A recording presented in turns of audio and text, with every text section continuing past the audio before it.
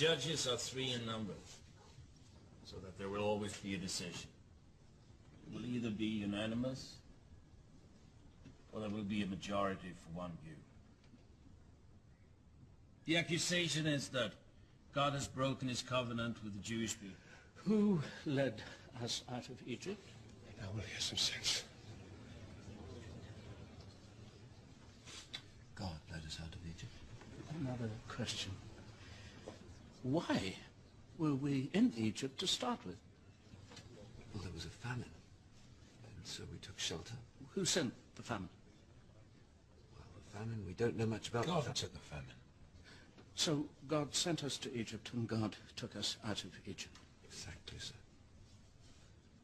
And later, he sent us out of Babylon in order that we might when learn. he brought us out of Egypt, how did he do it? By words, visions, a miracle? Moses asked Pharaoh. And when Pharaoh said no? The plagues. First, Moses turned the Egyptians' water to blood. Then God sent a plague of frogs, next a plague of mosquitoes, then a plague of flies. Then he slew their livestock, next a plague of boils. Next came the hail, which battered down the crops and even the trees and structures everywhere, except in Goshen, where the Israelites lived. But still Pharaoh did not agree. And so a plague of locusts, and then the days of darkness, and finally, what? God slew the firstborn of Egypt and led us out of Egypt. He struck down the firstborn. From the firstborn and heir of Pharaoh to the firstborn of the slave at the mill, he slew them all. Did he slay Pharaoh? No, I don't think so, because later. Well, it was Pharaoh who said no, but God let him live and slew his children instead. All the children. And then the people of Israel made their escape, taking with them the gold and silver and jewelry and garments of the Egyptians. And then God drowned the soldiers who pursued them. He did not close the waters up so that the soldiers could not follow. He waited till they were following, and then he closed the waters. And then what? Then the desert, ultimately the promised land.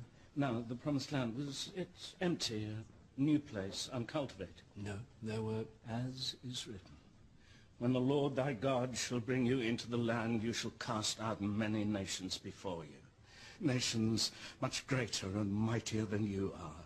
You shall smite them and utterly destroy them and make no covenant with them and show no mercy to them. He has shown us his favor. We are his people. And he gave us a king in Saul. Now, when the people of Amalek fought Saul's people, what did the Lord God command? I asked the scholar. Crush Amalek, put him under the curse of destruction. Was Saul to show mercy, to spare anyone? Do not spare Do him. not spare him, but kill. Kill man and woman, babe and suckling, ox and sheep, camels and donkey. So Saul set out to do this, and on the way he met the Kenites. Now these were not Amalek's people. He had no quarrel with them. He urged them to flee. And the Lord our God, was he pleased by the mercy of Saul, by the justice of Saul? No, he wasn't. And when Saul decided not to slaughter all the livestock, but to take it to feed his people, was God pleased by his prudence, his charity? No. No, he was not. He said, you have rejected the word of Adonai, therefore he has rejected you as king. So, seeking to please the Lord our God, Samuel brought forth King Agag and hacked him to pieces before the Lord at Gilgal. After Saul there came David, who took Bathsheba, the wife of Uriah the Hittite, to himself by arranging to have Uriah killed against the wishes of God. Did God strike David for this? In a manner of speaking. Did he strike Bathsheba? In the sense that when they had... Adonai said, since you have sinned me, the child will die. You asked earlier who punishes a child. God does. Now, did the child die suddenly, mercifully, without pain? In chapter 12 we learned that in actual fact 7 days.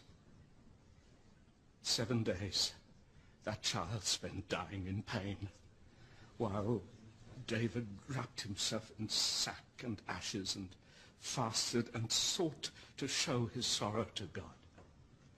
Did God listen? the child died. Did that child find that God was just? Did the Amalekites think that Adonai was just?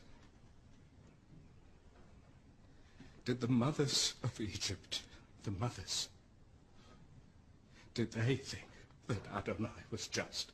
But Adonai is our God, sure. Oh, what, did God not make the Egyptians? Did he not make their rivers and make their crops grow?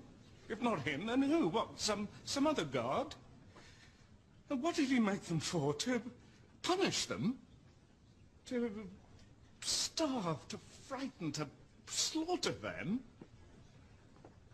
The people of Amalek, the people of Egypt, what was it like for them when Adonai turned against them? It was like this.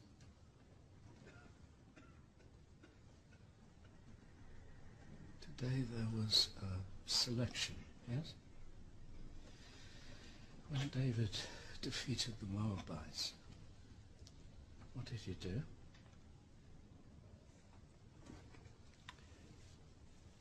He made them lie on the ground in lines, and he chose one to live and two to die. We are become the Moabites. We are learning how it was for the Amalekites. They faced extinction at the hand of Adonai. They died for his purpose. They fell as we are falling. They were afraid as we are afraid. And what did they learn? They learned that Adonai, the Lord our God is not good. He is not good. He was not ever good. He was only on our side.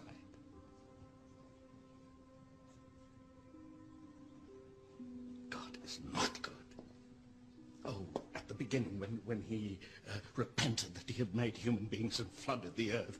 Why? What had they done to deserve annihilation? What could they have done to deserve such wholesale slaughter? What could they have done that was so bad? God is not good. When he asked Abraham to sacrifice his son, Abraham should have said no. We should have taught our God the justice that was in our hearts. We should have stood up to him. He's not good. He's simply been strong. He's simply been on our side. When we were brought here, we were brought by train. A guard slapped my face. On their belts, they had written, Gott mit uns. God is with us. Now, who is to say that he is not? Perhaps he is. Is there any other explanation? What do we see here? His power, his majesty, his might, all these things, but turned against us. He is still God, but not our God. He has become our enemy. That's what's happened to the covenant. He has made a new covenant with someone else.